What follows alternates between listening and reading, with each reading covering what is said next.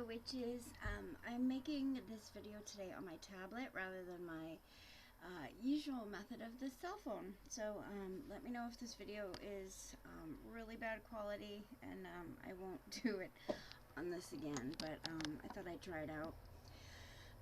So today I wanted to talk about Beltane, about the spring season. I haven't been making videos over the winter too much, but I'm gonna try to start making them more regularly and on better topics starting in the spring.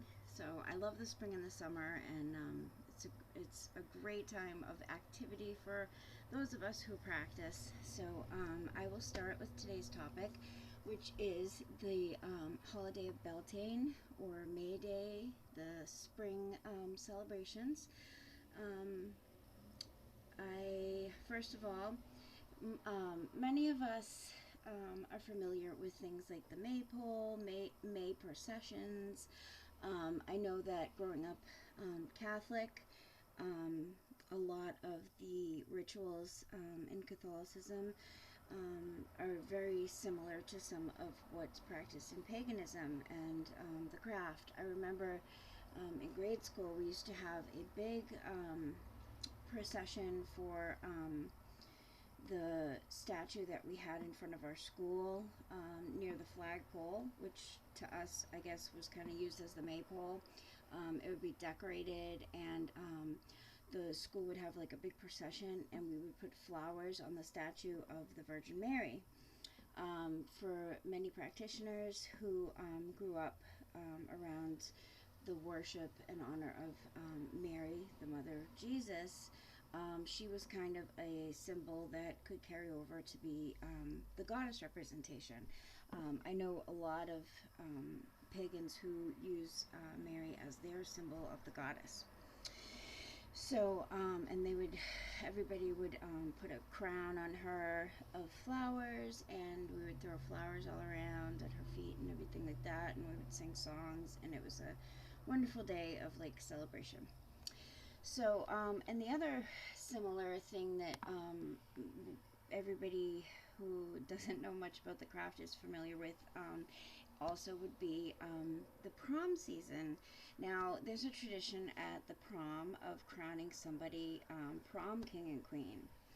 And I think that that whole tradition may have something to do with the fact of during the May Day processions and the May Day celebrations, it was traditional to crown somebody the May Queen and the May King. And, they would get their special crown. So I think probably the fact that prom season is in May, and the fact that there's a king and a queen, and they get their little crowns and everything, and then they do a dance, may have something to do coming from the pagan tradition as well. So one of the important things that usually takes place in any kind of coven or craft type of celebration is the gathering of a particular type of wood. Each type of wood, depending what you're going to use to make your pole, or make your the wood that you're going to use to make your crown, have different meanings. So I'll go through a few that I wrote down. Birch is traditionally the goddess. Oak would be for the god. Oak is a very masculine wood. Fir is for birth. Willow is death. Rowan is for magic. Apple, we all know apples are traditionally love. Lots of love magic is done with apples and apple seeds. And for those of you who don't know, when you cut the apple down the middle, the stem is on top and you cut it horizontally. There's a pentacle in the middle. A grapevine is for joy. Grapevine is a great one to make wreaths and crowns out of. It's very able to be moved without having to soak it. Some types of wood you have to really soak them in water overnight to be able to get them to the right shape that you want, but grapevines are very easy. You don't have to soak them. Hazel is for wisdom. Hawthorn is purity, and it's a very traditional wood for this time of year. It has a lot of associations with the fairy kingdom. Birch trees do as well, but particularly white birch. White birch trees sometimes are considered to be kind of like a doorway, a gateway to getting into the other side, the other world. And another thing is that this time of the year is considered that the veil is very thin, similar to Samhain time. We all know that around Halloween, the Day of the Dead, and all that kind of stuff, that the veil is very thin. Well, it's also that way this time of year. And an interesting thing happened to me last night. I dreamt of a friend who died about a year and a half ago. He was in the dream, and I was able to touch him and see him and talk to him. But the other people that were in the dream as it was happening, it kind of like interrupted my dream. And then he was there, like a visit from him. And the people that were in the dream that I was in the middle of dreaming, they couldn't see him or touch him or hear him. And he showed me this hidden place that was there that was all dusty. It was like a little room, and in it were the sacred objects that would be on somebody's altar. Like there was a dagger and a bowl and some figurines and some other things, and it was really amazing, very cool. And when I woke up and I realized, what time of year and this is, it was just perfect that he had come, and the sacred objects and the dust and everything in the dream showed me that it was really a significant, not just like a regular dream. It was one of those spiritual, real kind of astral traveling dreams.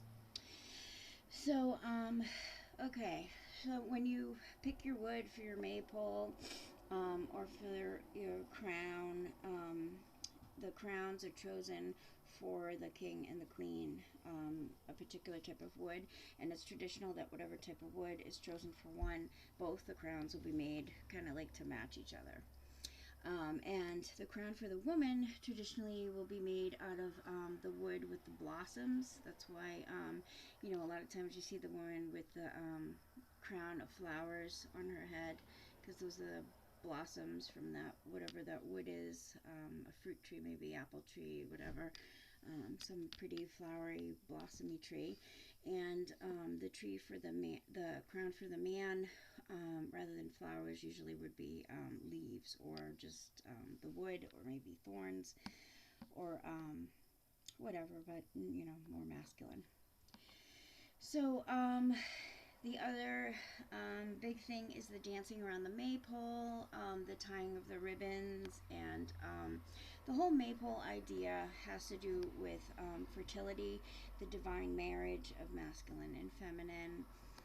The fact that the pole goes into the earth, the pole is the masculine, the earth is the receiver, the feminine, female receives the male within her. And this carries over for the entire year. It's all kind of tied together, the cauldron being the womb and the feminine, and the maypole is supposed to also be like a representation of the world tree. And any kind of wood that represents the world tree, the power, the source of magic, life, creation, energy, all those ideas tie into our sacred power, holding that power, honoring it, using it, taking it within ourselves. So you know that traditionally witches have, we have our wand, we have the broomstick, we have a staff. Wizards traditionally have their staff, their walking stick, which also doubles as their, battling and power, protection kind of thing. So it all kind of ties together. That's where we get some of those ideas of having a wand and a staff and a, thing for for protection, for life, for our energy force that represents it. And very cool, very awesome time of year. I love the energy this time of year. You really don't have to like try to gear yourself up for it. I just naturally get this like wanting to do stuff, energy, and wanting to make videos. I started yesterday getting my garden ready.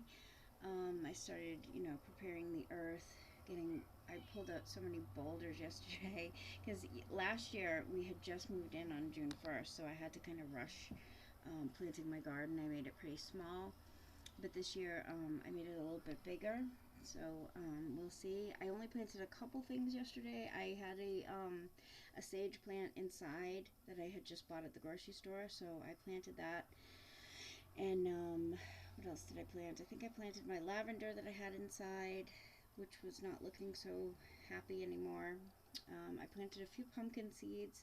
I planted in a weird area where the soil was kind of acidic, so I planted a few there just to see what would happen, if they would grow. If they do, great. If not, I also planted more in the better soil area. But I have limited space because we rent where we live, and I don't want to tear up the whole yard. There's landscapers that come to mow it and everything, so I don't want to make it too difficult on them. So I kind of kept it relatively small, and I also can't plant in the big area of my huge yard because there's tons of rabbits. So last year, I think the reason my garden did as well as it did was because it's right against the house, and animals don't really come that close.